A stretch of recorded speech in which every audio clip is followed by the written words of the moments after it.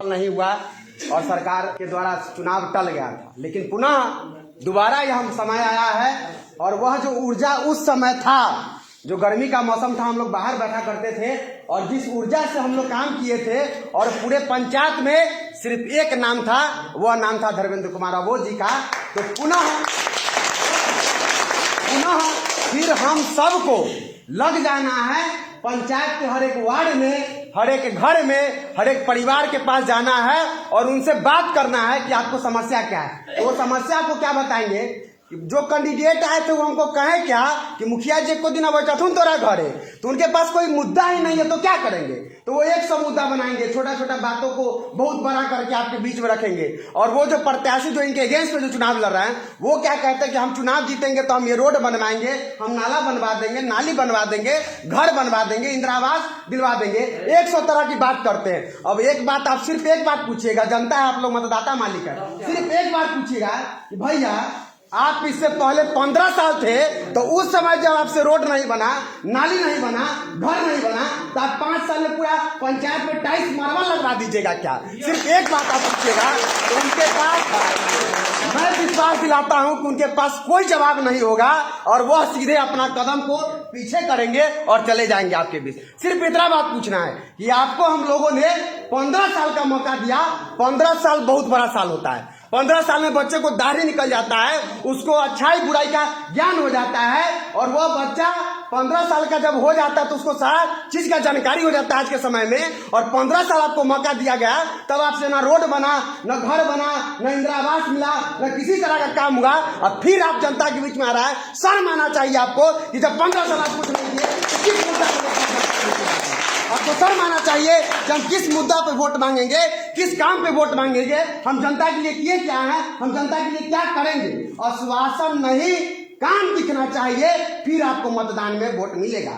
अब आश्वासन से काम नहीं चलेगा। आश्वासन में हम कह देंगे कि हमारे अबोध जी बनेंगे, हम पूरा पंचायत में टाइल्स मार्बल बिछवा देंगे, ये संभव नहीं है। इसलिए मात्र इनको 5 साल नहीं, मैं बार बार बोलते आया हूं, पिछले बार भी मैं बोला था कि इनको 5 साल नहीं, सिर्फ और सिर्फ 2 से 2.5 साल मिला था, क्योंकि 3 साल कोरोना जैसी विकट मार परिस्थिति रही, उसमें पूरे देश नहीं पूरा दुनिया उससे लड़ा था। उसमें सारे लोग समझ रहे हैं किस तरह का स्थिति रहा है। 2 साल में जो आपके प्रत्याशी द्वारा जो काम कराया गया है, उस काम को आप एक बार जानिए, फिर डिसाइड कीजिए कि हमें वोट किसे करना है। मात्र 2 सालों में 95 से 100 के बीच में रोड का काम करवाया गया है, एक पंचायत में, प्रखंड में नहीं। एक पंचायत में 95 रोड का काम कराया गया, ये छोटी बात नहीं होती है। विधानसभा में बड़े बड़े जो दिग्गज नेता होते हैं उनसे 200-300 रोड बनता है, वो भी बात खत्म हो जाता है। 100 रोड तो सिर्फ आपके पंचायत में बना है। बताइए किससे ज्यादा कौन प्रत्याशी करेगा? पूरे प्रखंड में जब आप कहीं घूमिएगा तो आप जब कहिएगा कि हम धर्मेंद्र कुमार अबोध जी के पंचायत से हैं, तो आपको सम्मान के नजर से लोग देखता है। बताइए कब आपको क्या चाहिए? अभी आपके प्रत्याशी द्वारा, मैं किसी पार्टी विशेष पे बात नहीं कर रहा हूं, सिर्फ ये चुनाव व्यक्ति विशेष का है, इसमें धर्मेंद्र कुमार अबोध जी है, मैं किसी पार्टी विशेष का बात नहीं कर रहा हूं। और जब अभी चुनाव हुआ था, उसमें बिहार से ही नहीं, देश के जो मंत्री थे आपके गांव में आए, आपके बीच में बैठे और आपका सम्मान बढ़ाने का काम किया। तो आप सोचिए कि आपको वोट किसे करना है। आपका सम्मान आपके प्रत्याशी का नाम आपके वार्ड में नहीं, आपके पंचायत में नहीं, आपके प्रखंड में नहीं, बल्कि बिहार लेवल पर आपका नाम चलता है, आपको इतना मान सम्मान मिलता है। तो आप ये सोचिए कि हमें वोट किसे करना है। काम की मैंने लिस्ट जुड़ाया, 1000 से भी अधिक की वृद्धा पेंशन, घर, जो भी इंदिरा आवास होता है, सड़क का जाल, काम मैंने बताया। बचा आपका सम्मान, तो सम्मान पर एक नजर और आप डालिए। जब आप जाते थे आज से 5 साल पहले आप अपने पंचायत भवन में, तो आपको बैठने के लिए क्या दिया जाता था? मैं कुछ नहीं बोलूंगा, आप लोग बताइए। कुर्सी था वहां पे? नहीं।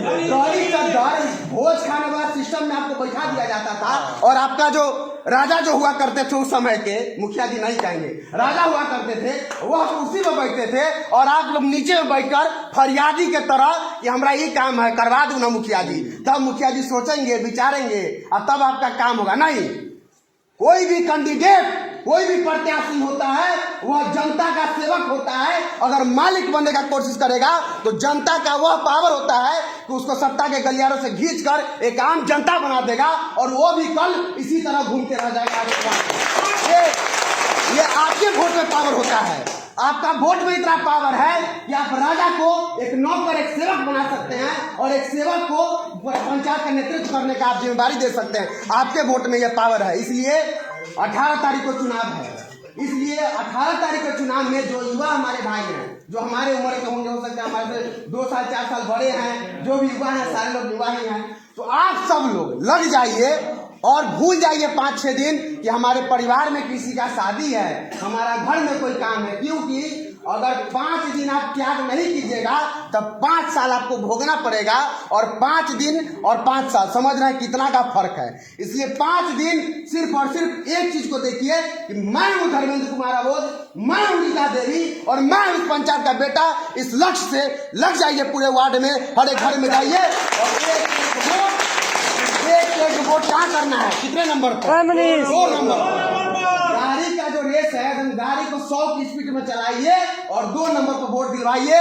और हम वचन देते हैं, हमारा राजनीतिक जीवन अभी शुरू हुआ है, अगर हम कुछ गलत बोल के जाएंगे तो हो सकता है मैं आपके सामने कभी नहीं आऊंगा। मैं वचन देकर जाता हूं कि अगला 1 साल के बाद आप लोग भी कहिएगा कि हमने जिस नेता को चुना था वो हमारा सेवक है, वो हमारा भाई है, वो हमारा बेटा है, वो हमारा गार्जियन है। आप लोग भी कहिएगा, इसका मैं वचन देकर जाता हूं आप सभी को। इतना हूं क्या अपने वाणी को विराम देता हूं और आप लोग हमारा जोश बढ़ाइए। कल से 20-25 युवा हम अपने साथ में हर वार्ड में घूमेंगे और आप सब लोग से मिलेंगे और सब लोग कल से वार्ड में घूमेंगे, एक घर घूमने का काम करेंगे। बहुत बहुत धन्यवाद। बहुत बहुत धन्यवाद रिपु सुदन जी।